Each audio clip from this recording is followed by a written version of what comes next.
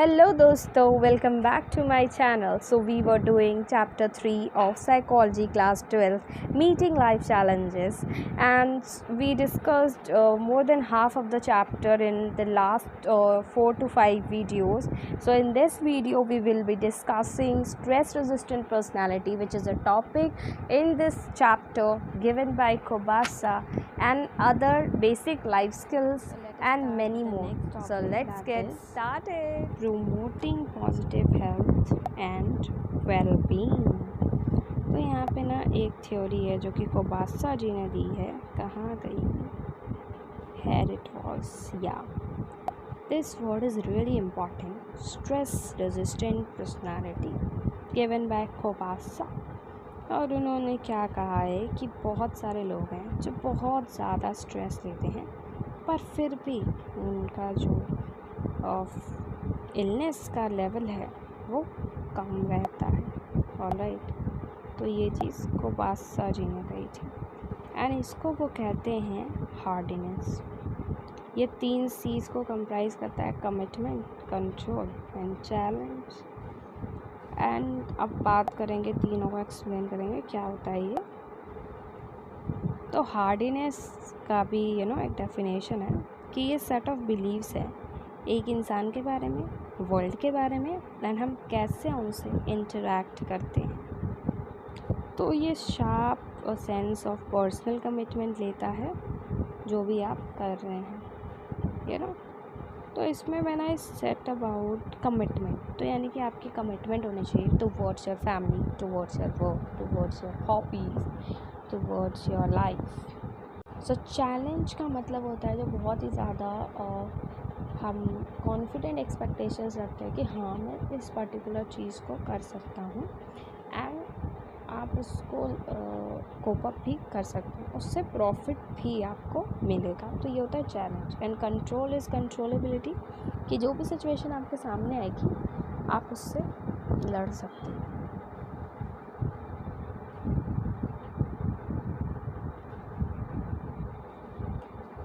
तो इसमें जो स्ट्रेस रेजिस्टेंट पर्सनालिटी है उनका कंट्रोल होता है sense of purpose and direction in life, commitment to work and family and social life, challenge, ये सारी चीज़ें होती हैं. तो ये बहुत ही इम्पोर्टेंट थी. पर अब बात आई कि ये तो गॉड्स ग्रेस वाली चीज़ है, सेल्फ रेजिस्टेंट पर्सनालिटी. पर किसी के पास अगर ये चीज़ नहीं हो तो क्या उसका मतलब कि वो स्ट्रेस से डील नहीं कर सकता? नहीं. हम इंसानों में ना एक वो होती है खासियत कि जो भी चीज़ हमें नहीं मिलती है उसको हम अपने स्किल्स से बिल्डअप कर सकते हैं, ट्रेनिंग विद प्रॉपर वगैरह करके. तो जो लाइफ स्किल्स है ना, जैसे कि रैशनल थिंकिंग, एग्रेसिवनेस, और इन सब से लाइफ स्किल्स टॉपिक. तो लाइफ स्किल्स की एक फुल फ्लेज्ड डेफिनेशन है विच इज़ कि ये ना वो एबिलिटीज़ होती हैं for adaptive and positive behaviour, जिसकी वजह से एक individual is able to deal effectively with the demands and challenges of everyday life. So basically definition simple सी चीज़ कहना चाह रही है कि जो लाइफ स्किल्स हैं वो हमें या किसी भी पर्सन को इनेबल करती हैं कि हम किसी भी चैलेंज से डील कर सकें, which is basically occurring in our day-to-day life. So there are 6 pointers of this life skills, so we will be discussing this one by one. So the first point here comes is assertiveness. So wait a second, yeah, here it is. Assertiveness means the ability of a person to say no to a request. So it is the ability to say no to a request or to state an opinion without being self conscious. कई बार क्या होता है कि जैसे हम लोग एक person ने कोई चीज़ मांगी, suppose we are students, and students ने सपोज़ एक बच्चे की नोटबुक मांगी. वो नोटबुक देने के लिए उस बच्चे ने मना भी कर दिया, बट एट लास्ट वो अपने आप में खुद को गिल्टी समझ रहा है उस चीज़ के लिए. But that's not happening. उसको गिल्टी नहीं होना चाहिए. And if he or she has decided to not to give notebook, तो हो सकता है कोई एक पर्टिकुलर रीज़न हो. विदाउट रीज़न कोई चीज़ नहीं होती है. तो इसीलिए हमें जो भी चीज़ें कहनी है वो अपने मन में नहीं रखनी चाहिए, क्योंकि अगर आप अपने मन में रखोगे तो वो आपकी मेंटल हेल्थ को इम्पैक्ट करेगा, which is not good at all. So इसीलिए हमें अपने जितनी भी कम्युनिकेशन है, जितनी भी बातें हैं, हमारे जो भी मन में है, उसको क्लियरली एंड कॉन्फिडेंटली कम्युनिकेट करना चाहिए with the other person, whoever it be. So ये वाली चीज़ें। अब इसमें ना आप हर एक इमोशन को फ्रीली एक्सप्रेस करेंगे, चाहे वो लव, एंगर हो या कोई भी चीज़ हो। इससे क्या होगा, जब आप अपनी चीज़ों को, अपनी फीलिंग्स को क्लियरली एक्सप्रेस करेंगे तो क्या होगा, आपको सेल्फ़ कॉन्फिडेंस आएगा, सेल्फ़ एस्टीम बढ़ जाएगा, हाई हो जाएगा, एंड आपको लगेगा कि हाँ मेरी कुछ आइडेंटिटी है। पता है कई बार ना लोग जैसे हाँ कर देते हैं, उनसे कुछ भी पूछो वो हाँ ही करते हैं, तो एक ना ओपिनियन लोग फॉर्म कर लेते हैं कि इससे क्या पूछना, ये तो हाँ ही करेगा, तो there is no point of asking to that person. But ऐसी नहीं है बात। तो जब आप ना कर दोगे ना एक बार, तो उसे लगेगा कि हाँ मतलब ये पर्सन भी ओपिनियन होल्ड करता है, तो वो चीज़ है कि आपको लगेगा कि हाँ मेरी कोई आइडेंटिटी है, तभी तो लोग सुन रहे हैं मेरी बात। So we come to the next point of life skills, the second topic, the second point, sorry, which is a very a simple and हमने डे टू डे लाइफ में बहुत बार इस चीज़ को यूज़ करा है, चाहे हम पेपर दे रहे हो या कुछ और। So the second point is time management. पता है जब हम टाइम को अच्छे से मैनेज कर लेते हैं ना, तो हमारे जो लास्ट मिनट के जो स्ट्रेस होते हैं वो अपने आप ही कम हो जाता है, जो भी बर्डन होता है उसका। एंड टाइम मैनेजमेंट इसीलिए लोग करते हैं ताकि वो जितनी भी चीज़ें हैं, जितने भी काम है, whatever activities they want to do in their daily lives या दैट पर्टिकुलर डे, वो कर पाएँ, एंड नॉट इवन दैट, वो उससे ज़्यादा कर पाएँ, एंड उन चीज़ों को टाइम दे पाएँ जिसकी इम्पोर्टेंस है, और प्लस उन चीज़ों के लिए भी जो उनकी हॉबीज़ है। जैसे एक पर्सन को खेलना कूदना बहुत पसंद है, या बैडमिंटन या क्रिकेट खेलना बहुत पसंद है, तो if that person manages his और टाइम वेरी वेल, तो ऑफ कोर्स सी बात है कि उसको अपने लिए थोड़ा सा टाइम मिलेगा चीज़ों को करने के लिए। So the way you spend your time determines the quality of your life, aptly true. This is very well said. एक पर्सन जिसका कोई टाइम मैनेजमेंट नहीं होता, टाइम मैनेजमेंट उनका नहीं होता है जानवरों का। सो हमें वो नहीं बनना है कि मतलब खाया पिया और सो गए, नो, हमें लाइफ में कुछ करना है, तो वो चीज़ होती। अब इससे क्या होगा, अगर आप टाइम को मैनेज करेंगे तो आपका जो प्रेशर है वो रिलीव हो जाएगा। And the major way to reduce time stress can change one's perception of time, है ना। तो समय को सही से उसका यूज़ करना चाहिए, अदरवाइज़ समय फिर बचता नहीं है, and you have only one thing that is to regret. अब उसके बाद क्या है, अगर आप टाइम को अच्छे से मैनेज करेंगे तो आप अपने जितने भी गोल्स हैं, चाहे वो छोटे हो बड़े हो, you will definitely be able to achieve those things. It depends on being realistic about what you know, and that you must do it within a certain time period, knowing that what you want, ठीक है। and once you manage your time, and the same thing applies to your exams में जब आप जैसे English का paper है, if you don't manage your time really well ना, तो पेपर छूटने के बहुत ज़्यादा हाई चांसेस होते हैं। तो आपको डिसाइड करना है कि if it is 3 hours paper and you have 3 sections, तो आपको डिसाइड करना है कि कौन से सेक्शन की वेटेज ज़्यादा है और उसको ज़्यादा टाइम देना है, अच्छे से करना है, एंड कौन सी चीज़ें बाद में करनी। तो उससे आप ना केवल पेपर ख़त्म कर पाएंगे, बट कोई क्वेश्चन भी छोड़ नहीं पाएंगे, and at last you have time to revise all the thing which you have written in your paper. So this is a very good decision. The third point of life skills is rational thinking. पता है आधी tension ना वहीं ख़त्म हो जाती है जहाँ हम अपना नज़रिया ही चेंज कर देते हैं चीज़ों को देखने का। अगर कोई भी सिचुएशन हमारे सामने आती है, अगर आप उसको नेगेटिव वे में लेते हो, तो फिर वो ऑफ कोर्स सी बात है कि इम्पैक्ट करेगी, एंड अंदर ही अंदर आपको खाएगी, and you will be filled with all the negative energy. But वही चीज़ को अगर आप एक पॉजिटिव मैनर में लेंगे as a challenge and positive thinking रखेंगे, पॉजिटिव अफर्मेशंस अपने आप को बोलेंगे, तो वो चीज़ बहुत ही ज़्यादा हेल्प करेगी। से फॉर एग्ज़ाम्पल एक पर्सन अगर बीमार होता है तो वो कहे, जैसे उसको ना बहुत ज़्यादा कफ एंड खांसी हो रही है, बहुत ही ज़्यादा पैरालाइजिंग ब्रीदिंग टाइप, तो वो कह रहा है अब तो मैं नहीं बचूंगा, अब ये मैं बीमार हुआ, मेरे में खून की कमी है, ये है, मुझे लगता है मुझे ब्लड कैंसर है, ये है, वो है। तो ये चीज़ हो गई एकदम नेगेटिव वे में।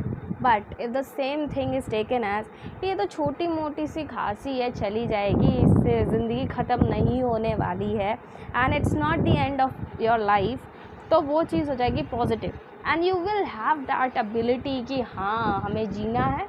तो फिर वो हेल्प करेगा आपको कि आप उस डिसीज़ से फाइट करें। सो रैशनल थिंकिंग में है कि जैसे आप सोचते हो और जैसा आप करते हो और जैसा आप फील करते हो दोनों कनेक्टेड है। अगर आप नेगेटिव सोचोगे तो ऑफकोर्स सी बात है आपको एंजाइटी, एंशियसनेस, नर्वसनेस सब चीज़ फील होगी ना नेगेटिव मैनर। बट अगर आप पॉजिटिव चीज़ों को लेंगे, पॉजिटिव वे में थिंक करेंगे तो आप हैप्पी रहेंगे, आपको लगेगा हाँ आप लाइवली जिंदा दिल की तरह जी पाएंगे ज़िंदगी को। तो ये सेलेक्टिव वाइसनेस होता है to attend negative thoughts and images from the past which affect our perception of the present and future। तो रैशनल थिंकिंग के लिए ना, रैशनल थिंकिंग तब पॉसिबल है, 3 स्टेजेस हैं इसके। सबसे पहले तो हमारी जो भी डिस्टॉर्टेड थिंकिंग है ना उसको हमें चैलेंज करना है। जैसे डिस्टॉर्टेड थिंकिंग है एक पर्सन की कि मुझे नहीं जीना, that person needs to challenge that कि नहीं जीना, क्यों नहीं जीना, वाई। सो अगर वो उस क्वेश्चन में आंसर दे पा रहा है तो ठीक है, बट वो जो रीज़न है ना उस रीज़न को ही हमें पॉजिटिव मैनर में कन्वर्ट कर देना है। The second is driving out potentially intrusive negative anxiety provoking thoughts. पता है बहुत सारे थाट्स ऐसे होते हैं ना कि एक बार उसके बारे में सोच लो ना तो अपने आप ही ना नेगेटिविटी एकदम सराउंडेड बाय हो जाते हो आप।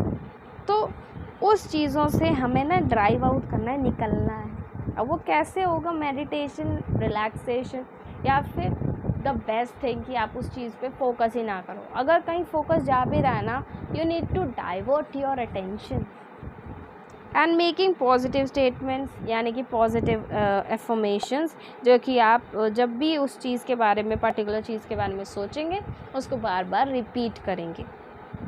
The fourth point of life skill is improving relationship. पता है किसी भी रिलेशनशिप में communication is the biggest element, crucial rather I would say, क्योंकि इसके बिना कोई भी रिलेशनशिप टिकेगी नहीं। If you are friends, it is a type of relation, right? तो फ्रेंड्स में भी if you don't do communication ना and if you don't share your feelings तो वो बात नहीं है। पर कम्युनिकेशन में आपको एक चीज़ समझनी है, इम्प्रूविंग रिलेशनशिप, कि आपको खुद को एक्सप्रेस करना आना चाहिए, व्हाट यू फील, दूसरे क्या बोल रहे हैं उसको एक्सेप्ट करना आना चाहिए, एंड द मोस्ट इम्पॉर्टेंट आपको दूसरों की सुननी चाहिए, क्योंकि बहुत सारे लोग होते हैं सुनते ही नहीं है दूसरों की, बस अपनी कहते हैं। तो आपको अपनी कहनी है, व्हाट यू फील, दूसरे की सुननी है, और अगर आपको लगे कि हाँ मेरा ठीक नहीं है point of view, then you may accept that person's ideas, क्योंकि वो लॉजिकल है। तो ये चीज़ है जिसकी वजह से कोई भी रिलेशनशिप टिका रह सकता है for a long term. The fifth life skills we are going to study is self care. Now it is not skin care, it is self care. तो ये आपके बॉडी के बारे में बात करता है। अगर हम एक बात नोटिस करा होगा, जब भी आप ना रिलैक्स रहते हो तो आपको लगता है बस चिल करो, एकदम मस्त पॉपकॉर्न लो, आगे मूवी चल रही हो मस्त, एकदम लाइट्स ऑफ हो एंड रिलैक्स, कोई भी नेगेटिव थॉट्स नहीं आते दिमाग में and you are just concentrating on that one thing. कभी कभी आपने नोटिस करा होगा कि आप ना कोई सीरीज़ या सीरियल होता है जिसका मतलब इतना एक्साइटमेंट, इतना you are interested into that कि सपोज़ पीछे लोग 4-5 लोग बात कर रहे हैं कुछ और ही, पर आपका ध्यान उसी चीज़ पे डाला हुआ है, that is focusing. So if we keep ourselves healthy, fit and relaxed, तो हमें बेटर प्रिपेयर्ड होंगे emotionally and mentally to tackle a situation, है ना. So our breathing pattern reflects our state of mind. Suppose आप breathing करो एकदम आराम से, तो जब आप रिलैक्स होते हो तो आपकी ब्रीदिंग बहुत ही अलग होती है फ्रॉम दैट पॉइंट जब आप एकदम एंशियस होते हो, एंजाइटी होती है जैसे एग्ज़ाम्स के टाइम में, तो वो अलग होता है. तो जब आप रिलैक्स होते हो तो आपकी जो ब्रीदिंग है वो स्टमक सेंटर्ड होती है एंड इट इज़ नॉट कि शैलो ब्रीदिंग होती है from high in the chest, ऐसा नहीं. तो जब एंशियस होते हो तब वाली ब्रीदिंग ऐसी होती है कि रैपिड होती है वो चीज़, है ना, और शायद आप आधी ही सांस लेते हो, मतलब पूरा नीचे तक नहीं जाने देते हो, तो वो चीज़ है. पर अगर आप रिलैक्स हो तो आपकी ब्रीदिंग बहुत ही स्लो होती है, स्टमक सेंटर होती है and it's from the diaphragm. तो ये चीज़ होती है. अब बहुत सारे इन्वायरमेंटल स्ट्रेसेस होते हैं जैसे कि noise, pollution, space, light, colour, ये सारी चीज़ें ना हमारे मूड को इन्फ्लुएंस कर सकती है, ऑफ कोर्स कर सकती ही है. And the sixth and the last point of life skills is overcoming unhelpful habits. तो ओवरकमिंग अनहेल्पफुल हैबिट्स में बताया था मैंने कि इसमें 3 चीज़ें हैं. So the first one is procrastination. So procrastination is here. Wait a second. Procrastination. Yeah. So putting off what we know to do on tomorrow. है ना. जैसे कि आपका एक होमवर्क है पर आपको उस होमवर्क की डेडलाइन नहीं मिली है, सो वेरी रिलैक्स, आज नहीं कल कर लेंगे, अरे कल लेके कभी तो कर ही लेंगे. सो वो है procrastination. The second is perfectionist. बहुत सारे लोगों को ना आदत सी होती है कि सारा काम एकदम नीट एंड क्लीन, इस पर्टिकुलर ऑर्डर, इस पर्टिकुलर मैनर में ही होनी चाहिए ये चीज़. अगर आप सब्ज़ी बना रहे हो या if you are in kitchen तो मैस मत करो ज़्यादा, तो वो बहुत ही ज़्यादा होता है. और उसके बाद whether you are doing any of the thing, आप खाना खा रहे हो उसको भी अच्छे से खाओ, गिराओ नहीं. तो परफेक्शनिस्ट, उनको ना अगर कोई भी चीज़ परफेक्शन के साथ नहीं होती है ना तो उनको सुकून नहीं मिलता, वो they are very hyper and वो रिलैक्स नहीं कर पाते. तो वही चीज़ उनको कहीं ना कहीं खाई जाती है. तो परफेक्शनिस्ट को ना ये चीज़ें छोड़ देनी चाहिए कि सब कुछ परफेक्टली होगा, क्योंकि we humans are also not perfect. तो हाउ कैन यू एक्सपेक्ट कि सारी चीज़ें परफेक्टली होंगी. Unhelpful habits such as procrastination, avoidance and perfectionism, ये स्ट्रैटेजीज़ हैं to cope in the short run, पर अगर आप लॉन्ग टर्म में यूज़ करोगे they can be disastrous, we know it, right. तो second is, third one is avoidance. Avoidance तो पता ही है हमें, is to put the issue under the carpet. जैसे चीज़ हुई ही नहीं है and you are denying, just avoiding वो चीज़.